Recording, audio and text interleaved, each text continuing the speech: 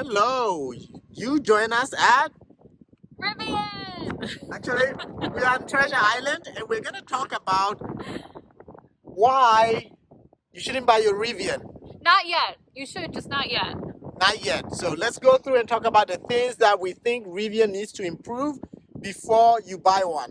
We're gonna talk about starting from the outside and then talk about things on the inside. And yeah, some of it is hardware related, some of it is software related and can be fixed. Yeah. So let's get into the video. Show you the front. There's a button down here. You can easily feel it, and then the front opens. For anyone who hasn't had an electric vehicle, the front is good storage space. I will say, and this is something Rivian is not going to fix, originally Rivian talked about this as being perfect for a fridge, which for camping, adventure was perfect, and we were so excited. But see this hump right here? That is unavoidable now because of the battery. Yeah, you can't fit a fridge in here. So no fridge. You can put ice in here. There's a way to drain the water, so you could have this as like a cooler. So that's kind of cool. I don't know how much I really use it, but that's sort of cool.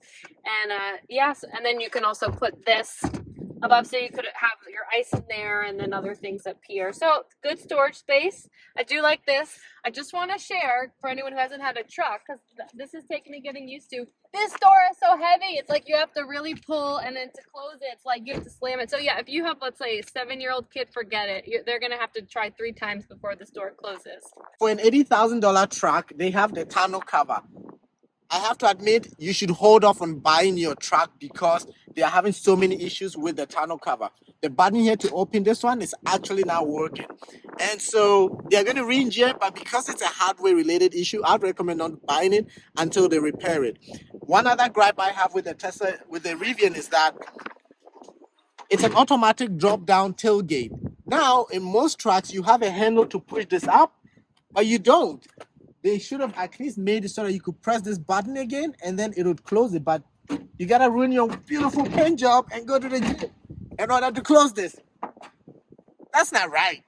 From watching a lot of videos of people taking this off-roading, what I've noticed is that a lot of people get dust inside the tunnel. And this is why. Let me show you. No one ever talks about this.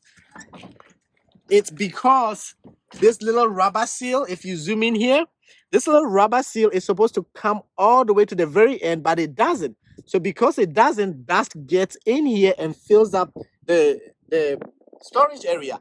Now, the reason I mention this is because we have this on reservation with the idea that we're using for overlanding and being in Baja and desert.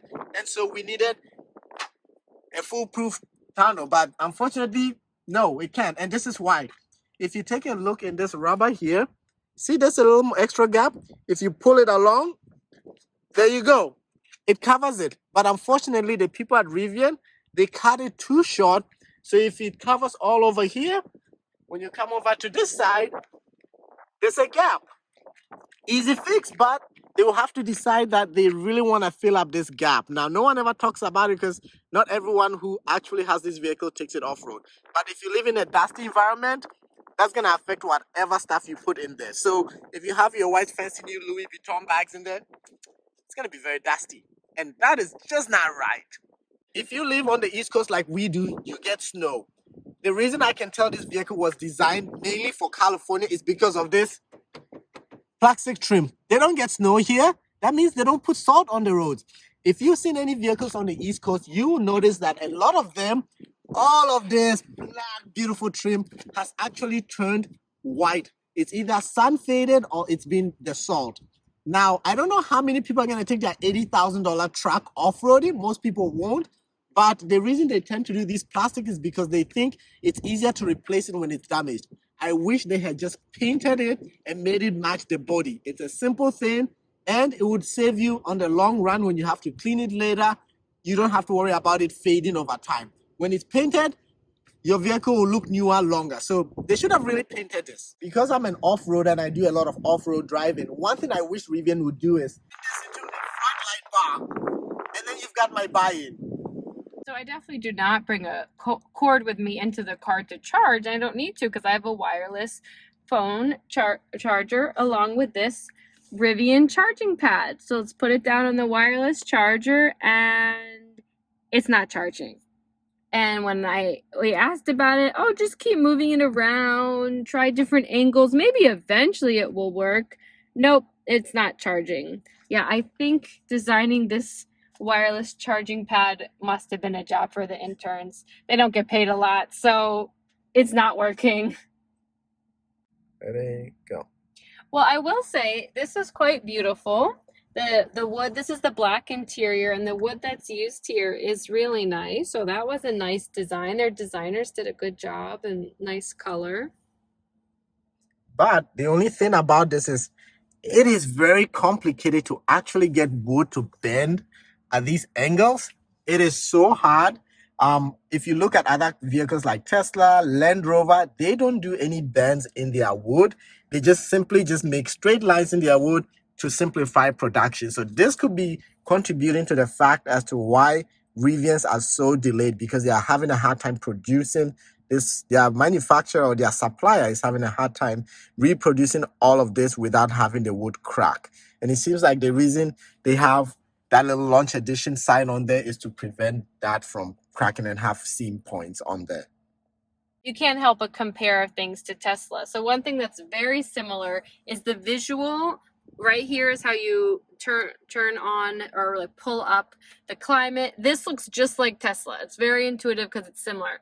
One big difference is there's actual, what are these called? Vents. There's actual vents down here. So you use this to move the vents, just like you would a Tesla, except it actually makes the vents move, and there's vents on the side. There's a really loud motor sound when you accelerate and when you decelerate. It's like a whistle. Yeah, it's like a whistle. Now, I don't know if that's normal. That's normal for the motors, but I'm used to just silent vehicles. So that's one thing that we wish Rivian would work on.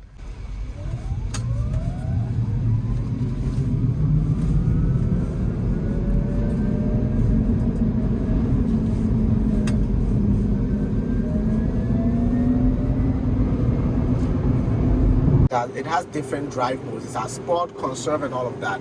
But for some reason, no matter what road mode you're in, the vehicle just feels very unstable on uneven pavement. And I think it has to do with the way they've sports tuned suspension and the reverb from it whenever you hit bumps. It just feels very harsh. It might also be because of the tires. Because this is a 7,000 pound vehicle, the PSI on the tires has to be much higher than normally for other vehicles. So it gives a much harsher ride on the road. And that might be contributing to the lack of ride quality when you're on uneven pavement. But once you're on the highway like this, it's smooth, it's buttery smooth, it's perfect. Rivian has done a really good job in copying the infotainment system from Tesla into what they have. One thing I think there's room for improvement is the drive profiles. Now, I share a vehicle with my wife, and she sits a lot closer to the steering wheel than I do. I love that with the Tesla, you can actually have the different profiles and also easy entry, which is really nice because when she leaves the vehicle, I want to know that the seats are back enough so I can get into it. So that's something that I wish they would implement. It's available in almost every luxury vehicle, so it's something that I think they should have done from the get-go. They should do sooner than later. Another prime example of where Rivian went wrong by not using Google Maps. We are actually going to San Francisco, but to go there, look from Sacramento, look where it took us, all the way down south, making it a 2-hour trip versus an hour and a half if we had gone straight through Vacaville and Vallejo. Instead, it took us some random route south to here and then to Concord. That's ridiculous. I mean, come on, Rivian, what are you doing? Fix this. Don't use this. Use Google Maps. That's where we are. Once we zoom in, check out where the arrow is going to go. It's going, it's going, it's going, and then eventually it falls off the edge of the map and you're gone. So ideally, in most cars like the Tesla, what it would, or Google Maps, what it would do is it will automatically recenter you. But this, you have to consciously look here and press the recenter button again.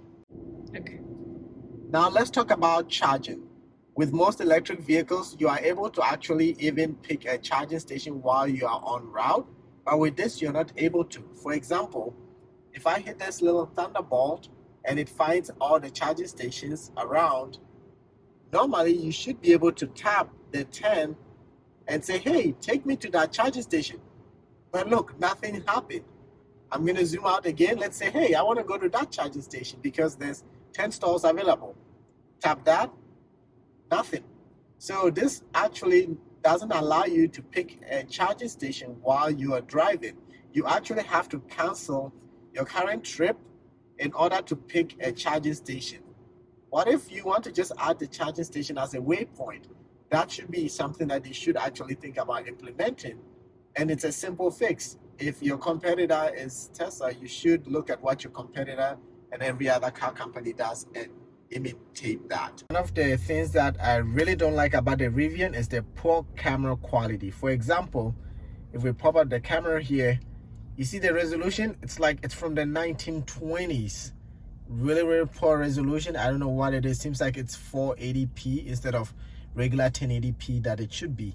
But unfortunately, when you put it into the 360 view, the 360 view seems to be a lot better, but still the back resolution is still very poor. Now let's pop open the front camera. The front camera is a little bit better. It's almost like a 480 towards almost a 720p. So it's really odd that Rivian didn't put in a better resolution camera in here, looking at how much this truck actually cost. One more thing, and let's take a look about the interior while we're here, is that if you look on the steering wheel here, there are no lights at all. It's completely dark. How do you know where the left and right arrows are? On a Tesla, there is an illumination for the left and right arrows. I'll show you what I mean when I turn on the lights in here. Right here, here's the left and right, and then also the left and right. And normally it would be nice if they would put a little arrow here that illuminated at night, because once you turn off the lights, it's completely dark. One thing that Rivian does a lot better than Tesla is the ambient lighting. Check it out. Oh, they call it accent lighting. We'll turn it on, and some accent lights right there within the doors. Now the cameras might not show it, but let's brighten it up. And you notice there's some accent lightings that come all the way within the door, along the door and the panels. What's your thoughts? I'll wait for the R1S. I'm interested in that, but as a truck, I don't know. I'm not convinced. I'm not sold 100%. Well, I think the interior of the R1S is going to be exactly the same as the R1T. What I would say is that if these little quirks about the charging ports, about the plastic trims, and about all these things kind of bother you, I would say wait. Those hardware things will take a longer period of time for them to fix and address. But anything software related, if you're fine with it, not wireless charging, I'd say go for the truck or SUV, because everything that's software can be fixed in terms of feedback from customers like us. Yeah, it's a good vehicle. Yeah. Apart from that, I have an R1T reservation. You have an R1S reservation, and we reserved it before the price hike. I'm not as impressed with the ride quality. The only reason why I would actually keep my R1T is if, one, Rivian actually produces the 400 miles range version. If they do that, that will actually help me kind of overlook some of the quirks, that issues that they have in here, and the software will actually update. So that's the only reason why I would keep my R1T if I got the 400 miles version. And hopefully with the 400 miles version, they will do an 800 volt charging system. And would you keep your R1T or R1S? Yeah. Okay, you've heard it, but don't get the black interior. I promise you, you're gonna love the white, either the white or the green. The black interior just kind of like doesn't feel as sophisticated as any electric car. So get a lighter interior and see how you like it. Thanks for watching.